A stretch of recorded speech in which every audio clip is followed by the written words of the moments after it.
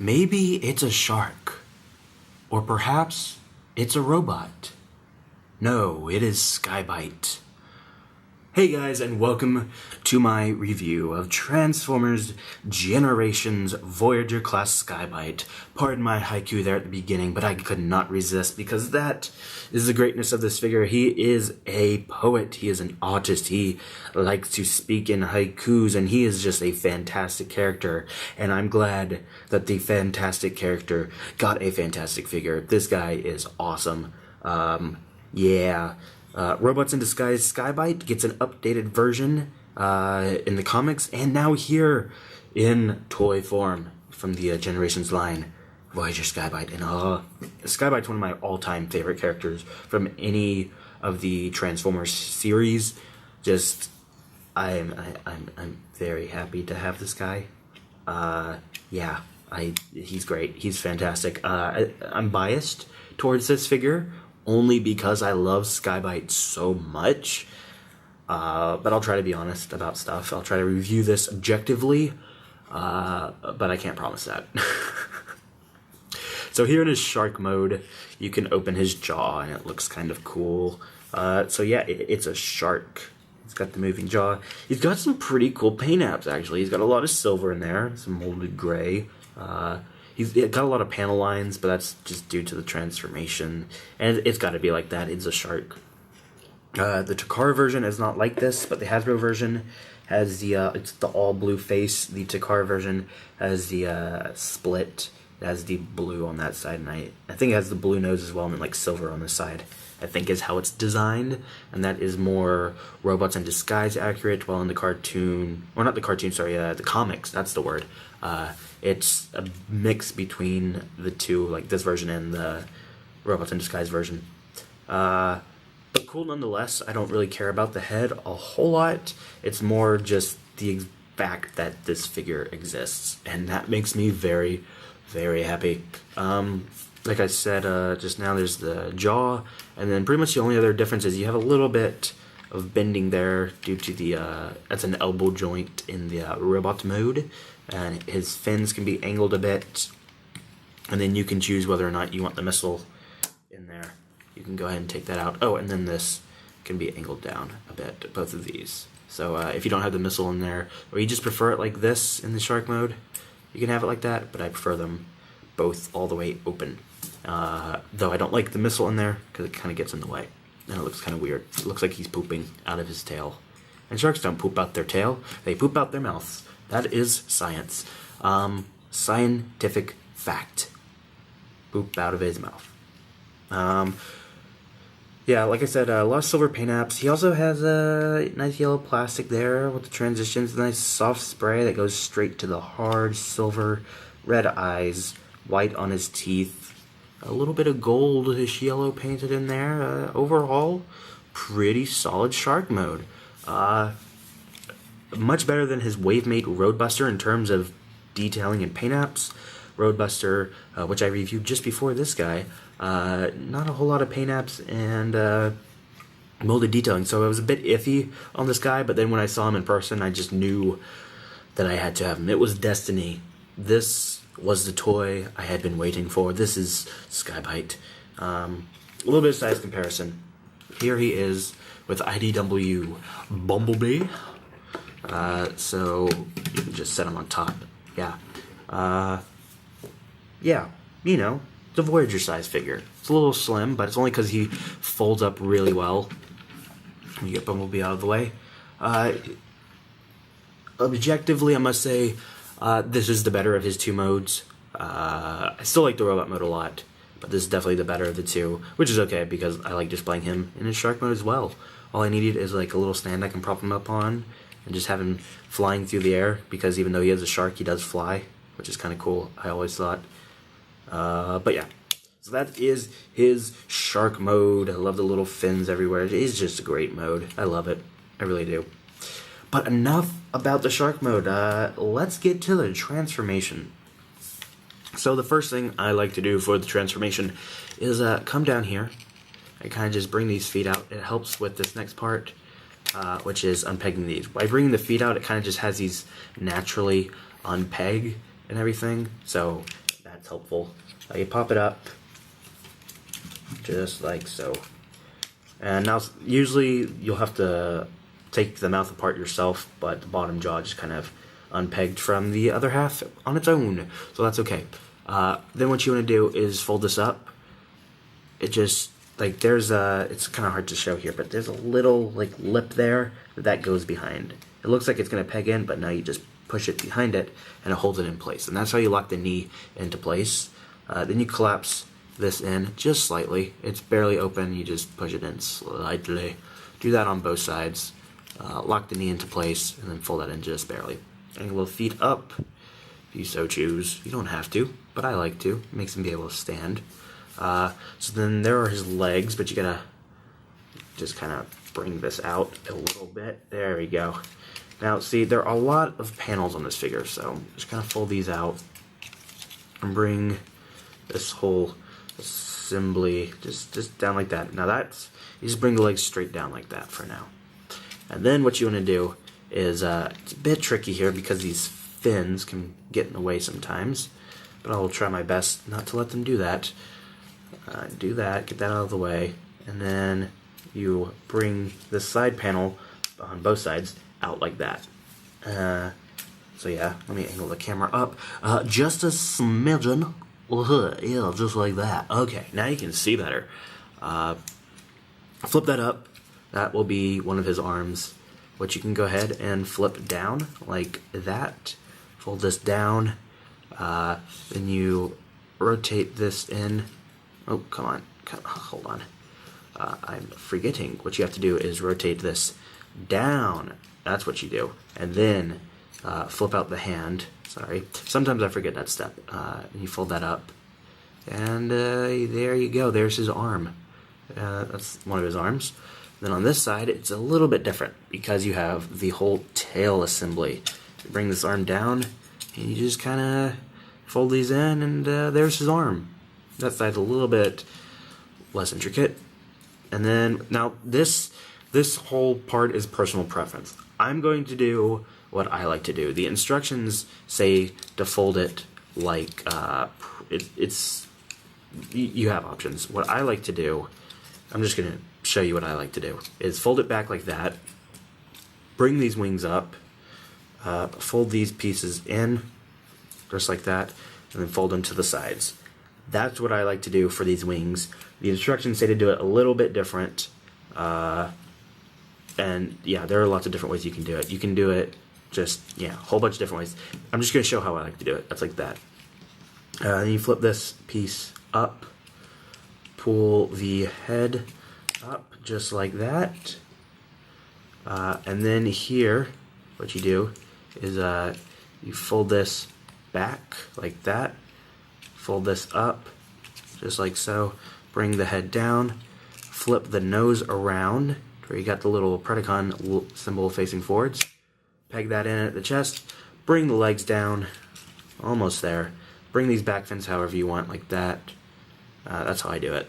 Just have them like that, just angled it a little bit. You can straighten up his legs and everything. And once you do that, you've got Sky-Byte. And come on, stand up. He's a little front heavy. You got him in his robot mode. I'm going to straighten him up and get him cleaned up, and we'll take a better look at him. Alright, now here in Sky-Byte's robot mode, I'm just going to go ahead and get this out of the way. He's a bit tall, which I'm perfectly fine with. Here he is next to, just for a little bit of reference, here he is next to Roadbuster, his wave mate, as well as Generation's Thundercracker, your typical Seeker mold, average deluxe size figure. Now this guy, Roadbuster, he's just slightly taller than the average Voyager class figure, and Thundercracker, as I just said, is your typical deluxe class size figure. Sky-Byte's pretty tall, especially with his little wings there, which are cutting off camera. There's no real good way, because if I show his wings and it cuts off his feet, then it's weird. But yeah, just so I want to show you that, I want to show his feet, because they are all standing exactly side by side, and he's that tall. They are all perfectly side by side. So he's towering Voyager. He's kind of slim there, but he's tall. I mean, I'm perfectly okay with it. It's more bang for your buck. And I mainly use him as a Robots in Disguise figure, not a, you know, Generations kind of figure. So I usually don't display him with the other Generations figures, so I don't care about him scaling well. But I just thought it would be worth mentioning that he is a pretty tall Voyager class figure. And yeah, bringing him in here, it cuts off the fin up there on his head and his wings. He's a tall figure. You see up there, you got his wings, and then it's just, yeah, he's tall. Yeah, so good figure. As I said earlier, this is probably the weaker of his two modes. I really like his shark mode, mainly because this side angle, it's just ridiculous. You've got his waist there, and then you go back a little bit, and you have his head, and you got this massive shark thing sticking forward, which the shark chest is fine. It's just, as a silhouette, it looks really weird. And with his back, it's kind of arched, oddly. It's okay, but I don't know. It's just, it's not as well executed as the shark mode was, at least in my honest opinion. I still love it, though. I still love it. I love Sky-Byte, great character, and I'm still really just so happy to have this figure. I will definitely be upgrading to the Takara version, because I have seen pictures of that, and it looks phenomenally better in both modes. But for the time being, let's just stick to this guy. Let's go over the articulation. His wrists can swivel. His thumb is actually separate from the rest of the hand. It can move on its own. That's a nice touch. Not very common in Voyager figures, so kudos to them there. That's probably to make up for facts like the middle of his arm is very hollow. As you can see there, you can see straight through it. But then his elbow rotates, bends there, swivel in the shoulder, rotation in the shoulder. His head can rotate side to side. Actually, 360. I didn't know it could go 360 until just now. Wow, we learn something new every day, don't we? You can angle his wings and stuff. I kind of like to keep him like a butterfly formation, kind of like that. I think it looks cool. Because from the front, it looks kind of like an X, and I don't know. Whatever. That's just me. His waist, nothing, unfortunately. But his legs do go back and forth. Sometimes they get caught on each other, though, and they move at the same time. A little odd, but I'm okay with it. So legs go forwards and backwards, out and in, rotate the mid-thigh, bend at the knee, and then the foot has a little bit of movement as well. So yeah, basic articulation, nothing fantastic, but good enough for me. And see, now this is one thing that's only a problem with mine, I imagine. I mean, there are more out there that are probably like mine, but the only one I've experienced so far is mine. The waist is a little loose because most of the bulk of the figure is on the upper body, and I just don't have the tightness in the hips that I need to support that. It's totally like just my figure's configuration in the waist. I imagine that most of them don't have that problem because, like I said, as you can see when the legs got stuck on each other, they're both a little loose. So I could probably go back there and tighten it up, screw it in a bit better, but I'll do that later. I just wanted to show that in case yours is like that, know that it's not just yours, and it is because his upper body is pretty heavy, especially there in the front with the shark head and his legs being so hollow in the back. That is very unfortunate, but it has to be for the transformation. But yeah, just like that arm, the legs are very hollow, so that's why it's not that it's poorly designed. It's just that is kind of the way it has to be designed, I think. Because if you were to want his legs to be bulkier, the shark mode would have suffered. And if the shark mode suffered, I wouldn't have liked that, because I really do like the shark mode. But anyways, just they had to make some choices when making the figure. At least I'm pretty sure they did. So that's why he's like that. But I mean, if you get him standing like this, not half bad. Not half bad. Oh, and then obviously, I forgot to mention that. In that wrist, it swivels. This one, this hand, the claw hand, it just rotates. And then it can fire the missile, which I will show again for dramatic effect. See? Ready for it? Ready for it? Boom! And now this is something I saw someone else mention. I forget who mentioned it, but it looks like his missile is kind of like a microphone. See there at the top? It seems like a microphone you can hold. which he in fact can hold it. You just put it in his hand and close the thumb. But yeah, he can hold it. It looks kind of like a microphone, which is reminiscent of Robots in Disguise when he performs, and it's hilarious, and I love it. So yeah, that's a little bit of an imagination stretch there because of the weird design on the missile, but it very slightly reminiscent of a microphone from certain Robots in Disguise episodes. So yeah, I'm gonna put that back in his hand just so I don't forget it later. But yeah, that is basic articulation and a walkthrough of the design shortcomings, but all of the good stuff, let me get a close-up to show that off. Alright, so here in a close-up you can kind of see what I'm talking about in terms of the good features. The molded detailing on this guy is insane. He's got it everywhere. I was so surprised to see that. I was not expecting this much. You can see it on the shark head and the eyes. There on the torso, the arm, just everything. The paneling's great. Really it is. The head mold, pretty cool. Let's see if we can get it to focus on that. Come on, focus. There we go. Okay, so he has molded teeth. The nose is pointy. The eyes are well molded. They have the same detailing as right there. Nice big fin, just really well done. His face is gold with the silver and the nice red eyes, white teeth. A lot of paint apps in the robot mode. He's got the nice Predacon logo there on the chest as well. Come on, focus on it. Focus on it. Come on. I know you want to. I know I want you. There we go. You got it. Nice purple on pink there. Very nicely done. The legs a little bit less impressive than the upper body, but overall very cool robot mode. Like seriously, these details are very, I don't know, I guess you'd say unexpected, unanticipated. Just, it's like, I don't know, it's a mix of putting effort in at the right places while simultaneously lacking it in some other areas. It's weird. It's a weird mix that I don't know what exactly to think about this figure objectively.